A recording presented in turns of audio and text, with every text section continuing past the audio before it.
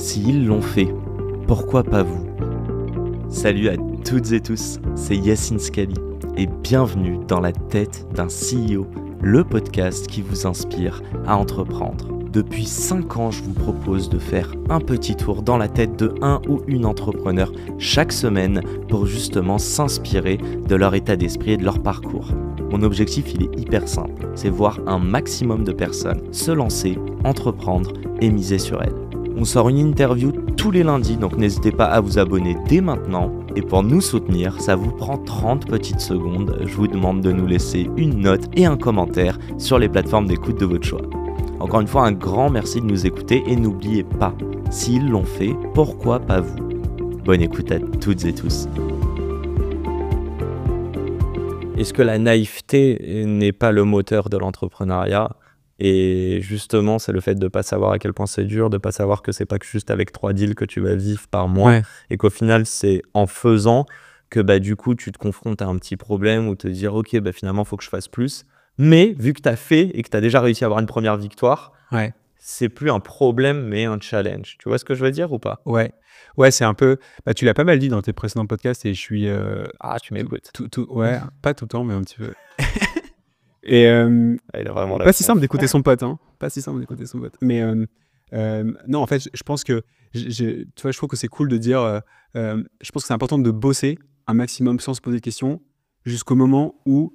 En moins jusqu'au moment où tu comprends que t'es mauvais. Ok. Tu vois, il y a cette partie, je trouve, où effectivement, au début, t'es naïf, faut se lancer. Et t'as l'impression que le monde est à toi. Enfin, en tout cas, c'est des hauts et bas un peu tout le temps. Ça, cette période-là, elle est indispensable. Et à un moment, tu bosses tellement, là, tu te rends compte toute la difficulté qu'est d'entreprendre, la difficulté d'arriver au niveau de tes concurrents ou de les dépasser. C'est plein de petites difficultés, non? Ouais, c'est plein de petites difficultés, mais je pense qu'il faut essayer de casser, tu vois, ce sas où t'as l'impression que tout est facile. Et justement... Attends, vas-y, continue. Non, mais c'est un peu l'analogie du tu sais, quand tu révises un examen. Enfin, avant, parce qu'on est plus au lycée du coup. Mais tu sais, quand tu révises, t'as l'impression que ça va être facile et tu te mets à bosser un tout petit peu et tu te rends compte que tu ne sais absolument rien. C'est un peu la courbe de la confiance qui est connue d'ailleurs pour ça. Et c'est à ce moment-là où tu as bien compris que tu ne savais rien, que tu vas pouvoir commencer petit à petit à remonter la pente et à arriver à un bon niveau pour ton examen. Je trouve que c'est assez similaire à l'entrepreneuriat. Au début, tu arrives comme une fleur et à partir du moment où tu découvres que tu es mauvais, c'est bon, tu peux commencer à bosser. Moi, je prends une analogie, c'est la... Tu vois, je parle du principe que c'est la montagne. Tu es en bas, tu vas accéder tout en haut. Ouais. Quand tu es en bas, la montagne, tu la vois énorme. Et moi, c'est l'impression que... Pourquoi tu la vois pas, la montagne? C'est ça le problème. C'est le problème de beaucoup d'entrepreneurs. En fait, pour moi, le problème, c'est pas que tu... Enfin, pour moi, je sais pas. Tu vois, t'as le chemin avant d'arriver en bas de la montagne. Moi, c'est le chemin que tu ne vois pas. C'est ça, moi, que je suis en train de dire. En fait, pour moi, le chemin, c'est la mise en action. La montagne, c'est l'objectif final. Et encore une fois, ça peut être faire vivre 3 employés ou vouloir te rémunérer, tu vois. Mais c'est pas genre être millionnaire, quoi. C'est pas forcément ça. Et encore une fois, plus tu grandis, plus tu te rends compte qu'en fait, le point...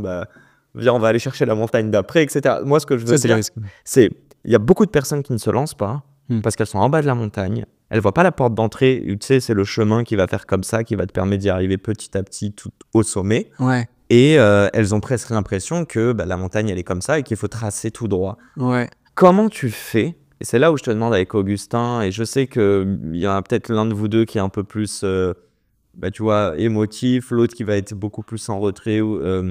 Je sais plus exactement, je veux pas te biaiser, mais dans vos conversations, qui flague les problèmes et qui et te dit voilà toute la strat et je vois tout ce qu'on doit faire et c'est beaucoup, et qui à l'inverse va dire attends mec, step by step, déjà on va commencer avec ça.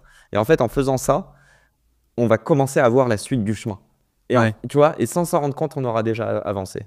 C'était longue ma question. Mais... Non, en fait, évidemment, nous, on intellectualise pas beaucoup avec notre relation avec Augustin. Et c'est vrai que c'est assez magique parce qu'on est des potes. Et si tu lis 2-3 théories sur l'entrepreneuriat, on te dit de pas entreprendre avec des potes. Bon, comme beaucoup de choses dans ce milieu-là, faut toujours apporter de la nuance, c'est pas une science exacte. Et pour nous, ça marche. Donc on avance comme ça. Motep. Non, mais du coup, non, écoute, franchement, on est effectivement assez complémentaires. Je pense pas qu'on ait de rôle particulier. Je pense qu'on est tous les deux assez capables d'avoir cette vision, à la fois de mettre des freins, Donc, je pourrais pas te dire que l'un ou l'autre prend plus ce rôle-là que l'autre. Juste une contrebalance. Ouais. Okay. Et on avait... Vous avez jamais été bloqué? Non, et pourtant on est à 50-50, donc on aurait potentiellement toutes les raisons de l'être. Mais quand on est bloqué, soit on demande aux autres chez nous de trancher, soit il y en a toujours un qui a l'air un peu plus convaincu que l'autre par la voix, donc on va le suivre. Et au pire on se trompe, et si on se trompe on fait demi-tour et on prend l'autre chemin, tu vois. C'est la fin de cet épisode. S'il vous a plu, prenez 30 secondes pour nous laisser un commentaire et une note sur la plateforme d'écoute de votre choix. On a encore des dizaines d'épisodes en stock, donc je vous laisse fouiller. Et d'ici là, n'oubliez pas, s'ils l'ont fait, pourquoi pas vous? Encore une fois, un grand merci de nous avoir écoutés et à très vite pour un nouvel épisode. Ciao!